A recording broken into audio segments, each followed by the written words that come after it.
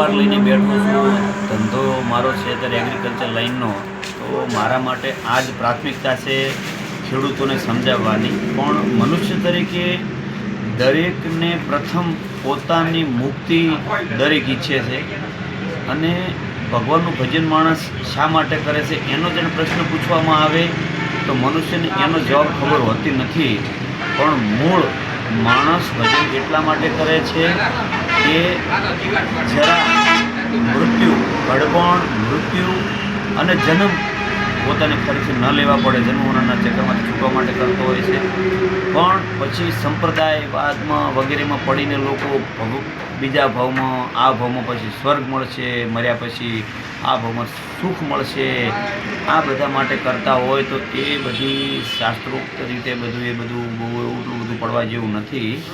પણ સત્ય છે, વેદોમાં ઉલ્લેખ આવેલું સત્ય એ ઘણું કડવું, ઝેર અને કપડાં વગરનું છે. એટલે સત્યને બહાર લાવવું બહુ આસાન નથી, અને સત્યને કેમેરા ઉપર બોલી પણ ના શકાય. સત્ય અંદરની વસ્તુ છે, એને અનુભવ જ કરી શકાય. પણ એને જો પોતે મનુષ્ય અનુભવ કરે, પોતાની અંદર જો જાણે, તો સંસારની અંદર રહેતા રહેતા પોતે પોતાનો ધંધો કરતાં કરતાં પોતાના પત્ની, બાળકો વગેરેને ખૂબ સારી રીતે પ્રેમ ભાવથી, પોતાના ભાઈ ભાંડુ, પોતાના સગા સંબંધોને સાથે પોતાના આત્માનો અનુભવ કરી અને જીવતા જીવ મોક્ષ મેળવી શકાય છે. અને ઈશ્વર કૃપાથી મને પણ એવા સારા અનુભવ થયા છે. અને આ આપણે દિવ્ય જે વિજ્ઞાન છે, યોગનું વિજ્ઞાન છે, એનાથી ભયંકર મોટી બીમારીઓ પણ દૂર થાય છે. પણ લોકો ચમત્કારની પાછળ પડેલા હોય છે. ચમત્કાર કોઈ હોતો નથી. પ્રકૃતિમાં પરિવર્તન જે થાય એ એવી દિવ્ય શક્તિઓ છે જે કરતી હોય છે, પણ એને લોકો ચમત્કાર સમજી લે છે. પણ ચમત્કારની પાછળ પડવું એ નીચે જવાની ગતિ છે, અને પૂજાવા માટે લોકો નાના મોટા ચમત્કાર કરતા હોય છે, પણ એ નર્ક તરફ જનારી ગતિઓ છે. એટલે એવામાં મોહિત થવું ન જોઈએ. ભુવાઓ પણ પોતાના ગોઠવેલા એજન્ટો, અમુક સંન્યાસીઓ પણ પોતાના નાના મોટા સિદ્ધિઓ દ્વારા નાનો મોટો ચમત્કાર બતાવીને લોકોને ભ્રમિત કરી દે, અને લોકો એની પાછળ ટોળ વળી જાય છે. એ બધામાં પડ્યા કરતાં તમે પોતે પોતાની અંદર અનુભવ કરો. વહેલા પરોળીએ ધ્યાન કરો, સાંજે પણ એક નાનું સરખું ધ્યાન કરો, અને તમને તમારી અંદર જે દેખાશે, અને કોઈ નિષ્ણાત જાણકાર જે હોય, મનુષ્ય હોય, કોઈ સંત મહાત્મા હોય કે સંસારમાં રહેલો મનુષ્ય હોય, કોઈ પણ હોય, તમને જે જાણકાર માણસ દ્વારા એની માહિતી લો અને એની તમે પોતે અનુભવ કરો. સંસાર છોડવાની જરૂર નથી. મારા ઘણા બધા સંન્યાસી મિત્રો છે કે જે પૂજનીય સંતો છે, અને એમની પાસેથી મેં આ ઘણીવાર સાંભળ્યું છે કે સંસારમાં રહીને ઉત્તમ ભક્તિ થાય છે. અમે ભલે સંસાર છોડ્યો, પણ અમે કોઈને પ્રેરણા આપતા નથી. એવું મારે ઘણી વખત ચર્ચા થઈ છે, વાત થઈ છે.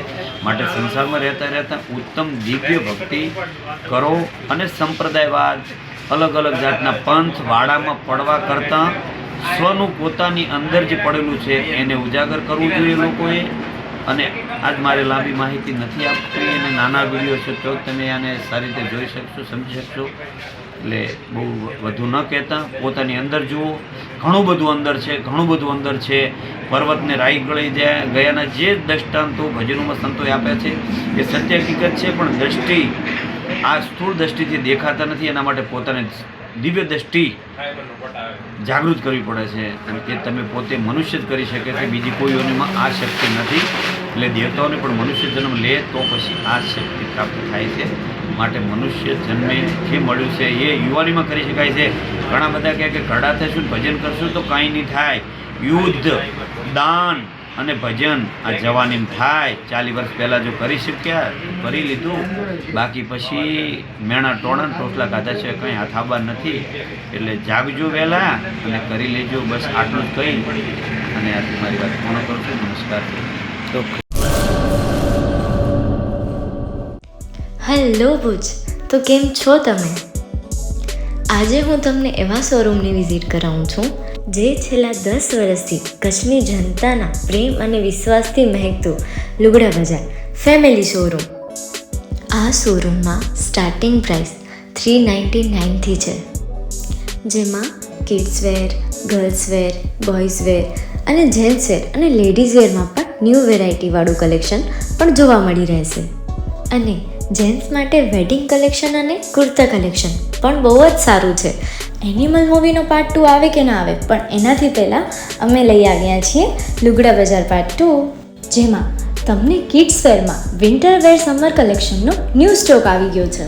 લેડીઝ વેરમાં પણ ન્યૂ ડિઝાઇનમાં kurti, top and coat set best price थी स्टार्ट थाय छे. तो जेंट्स वेर में भी मिल जाएगा बॉस.